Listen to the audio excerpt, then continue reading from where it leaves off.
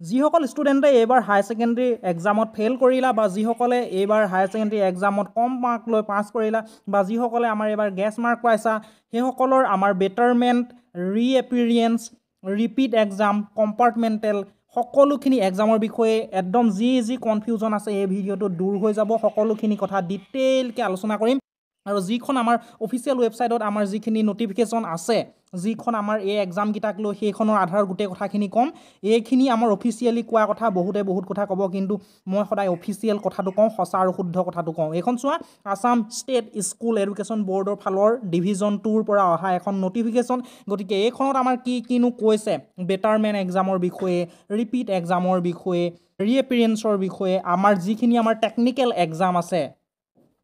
JEE CEE আৰু আমাৰ NEET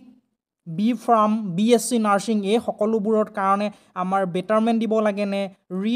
আমাৰ ৰিপিট এক্সাম দিব লাগেনে নে তেওঁলোকে কেনেকৈ আমাৰ এলিজিবিলিটি যদি ক্ৰাইটেৰিয়া তেওঁলোকে যদি আমাৰ গেছ মাৰ্ক পাইছে সেইখিনি কেনেকৈ দূৰ কৰিব সকলোখিনি কথা ধুনীয়াকৈ আমাৰ আলোচনা কৰিম আৰু ফেইল কৰাসকলে কি কৰিব সেইখিনিও ধুনীয়াকৈ আলোচনা কৰিম তোমালোকে ভিডিঅ'টো একদম শেষলৈকে ধুনীয়াকৈ চাই যাবা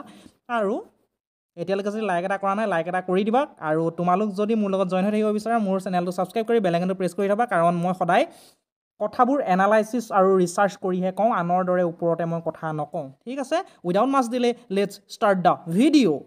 এটাকে সকলোখিনি কথা ক'ম যিসকলে আমাৰ গেছ মাৰ্ক পাইছা বা পাৰ্চেণ্টেজ কম পাইছা তেওঁলোকৰ কথাও ক'ম ফেইল কৰা ষ্টুডেণ্টসকলৰ কথাও ক'ম সকলোৱে ভিডিঅ'টো শেষলৈকে চাই যাবা ঠিক আছে এতিয়া মই প্ৰথমতে আণ্ডাৰ বেটাৰমেণ্ট চান্স আৰু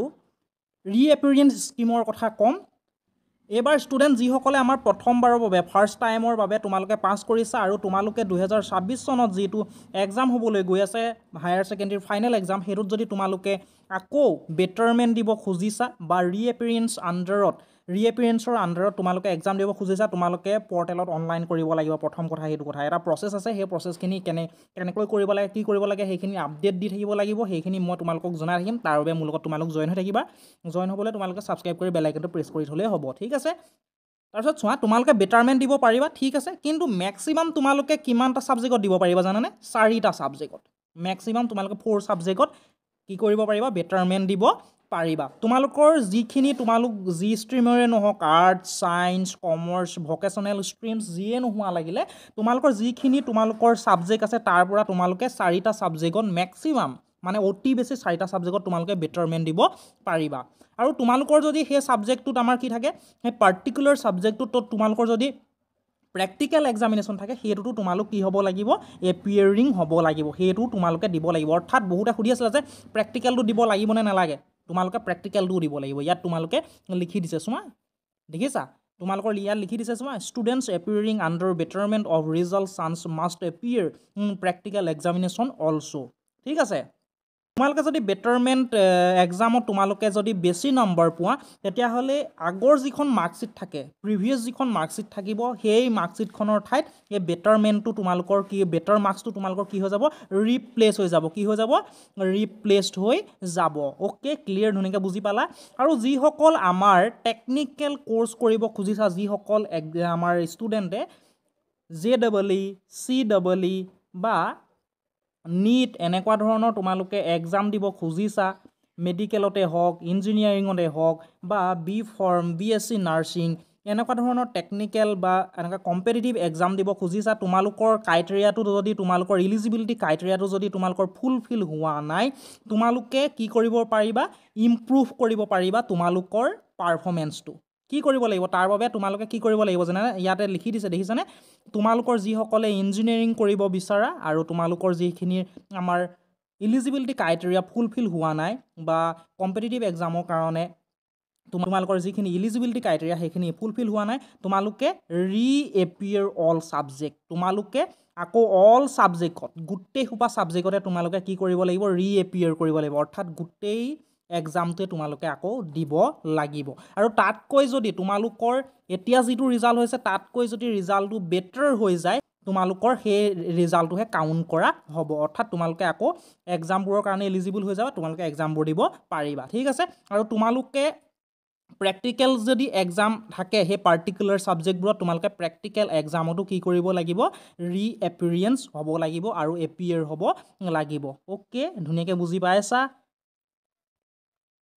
তাৰপিছত তোমালোকে যদি চোৱা তোমালোকে যদি ৰিএপিৰিয়েঞ্চ দিব খুজিছা গোটেই ছাবজেক্টবোৰৰ এক্সামৰ কাৰণে তোমালোকে যদি ফৰ্ম ফিল আপ কৰা তাৰপিছত আকৌ তোমালোকে কি কৰিব খোজা বেটাৰমেণ্টৰ আণ্ডাৰত তোমালোকে যদি বেটাৰমেণ্টৰ আণ্ডাৰত আকৌ যদি তোমালোকে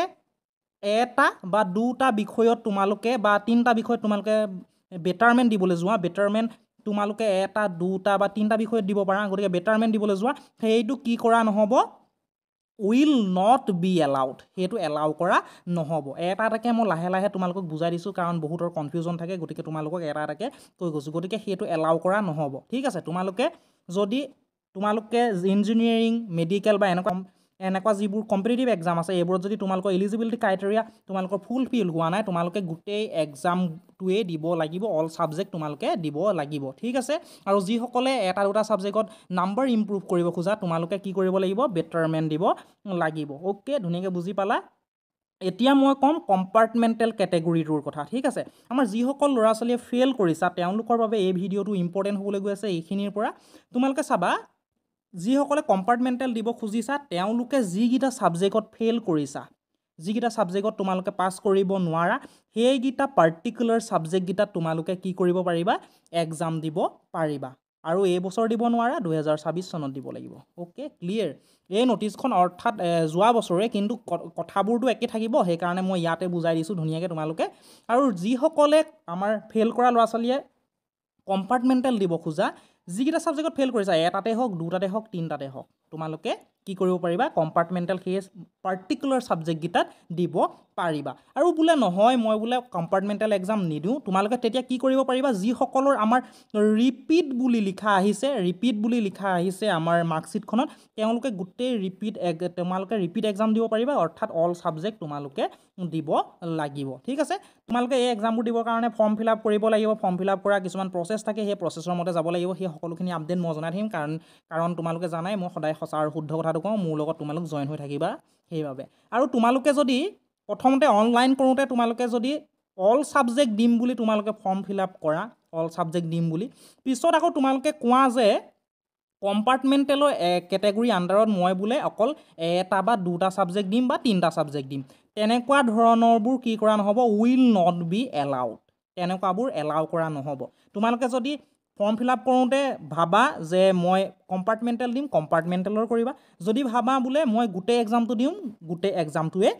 ফৰ্ম ফিল আপ কৰিবা পিছত সেইটো সাল সলনি কৰিব পৰা নহ'ব ঠিক আছে এতিয়া ৰিপিট কেটেগৰীবোৰে কি কৰিবা যিসকলৰ আমাৰ মাৰ্কশ্বিটখনত ৰিপিট বুলি লিখা আহিছে তেওঁলোকে আমাৰ কম্পাৰ্টমেণ্টেল দিব পাৰিবা নহ'লে ৰিপিট এক্সাম দিব পাৰিবা মই সেই কথাখিনি তোমালোকক ক'লোৱে আৰু তাৰ বাবে তোমালোকে অনলাইন কৰিব লাগিব পৰ্টেলত অনলাইন কৰিবৰ কাৰণে তোমালোকৰ কিছুমান প্ৰচেছ আহিব সেইখিনি সকলো আপডেট মই পিছত তোমালোকক ভালদৰে জনাই থাকিম তোমালোকৰ হাতত দুটা ৰাস্তা আছে এটা হৈছে ৰিপিট এক্সাম এটা হৈছে কম্পাৰ্টমেণ্টেল এক্সাম কম্পাৰ্টমেণ্টেলত তোমালোকে ফেইল কৰা ছাবজেক্টকেইখন তোমালোকে দিব পাৰিবা তোমালোকে মেক্সিমাম তিনিটা ছাবজেক্টলৈকে দিব পাৰিবা আৰু ৰিপিট এক্সামত তোমালোকে অল ছাবজেক্টে দিব লাগিব ঠিক আছে আৰু যিসকলে আমাৰ গেছ মাৰ্ক পাই পাছ কৰিছা তেওঁলোক আমাৰ টেকনিকেল এক্সামৰ কাৰণে ইঞ্জিনিয়াৰিঙে হওক মেডিকেলে হওক BSc নাৰ্ছিং এনেকুৱা কাৰণে তোমালোক আমাৰ কি নহ'বা এলিজিবল নহ'বা গতিকে তোমালোকে ৰিএপিয়াৰ কৰিব লাগিব অল ছাবজেক্টত গোটেই এক্সামটোৱে দিব লাগিব তাৰপিছত তোমালোকে ইম্প্ৰুভমেণ্ট কৰিব লাগিব ৰিজাল্টটো তাৰপিছত তোমালোক এলিজিবিলিটি ক্ৰাইটেৰিয়াটো ফুলফিল হ'ব তেতিয়া তাৰপিছত তোমালোকে এক্সামবোৰ দিব পাৰিবা ঠিক আছে এইখিনি কথা মই ক'লোঁ আৰু তোমালোকে ভালদৰে পঢ়ি থাকা আৰু তোমালোকে চিন্তা কৰিব নালাগে আৰু বিভিন্ন ধৰণৰ মেটেৰিয়েল দি মই সহায় কৰিম তোমালোকে কমেণ্ট ছেকশ্যনত জনাবা খালি মোৰ এইটো নতুনকৈ খোলা চেনেল গতিকে অকণমান তোমালোকে ছাবস্ক্ৰাইবাৰটো গেইন কৰি দিয়া মোৰ তেতিয়া তোমালোকৰ ভাল লাগিব আৰু লাইক এটা যদি এতিয়ালৈকে কৰা নাই লাইক এটা কৰি দিবা ঠিক আছে ভালে থাকিবা কুশলে থাকিবা আৰু চাই থাকিবা তোমালোকৰ মৰমৰ YouTube channel Partha tutorials thank you গাইছ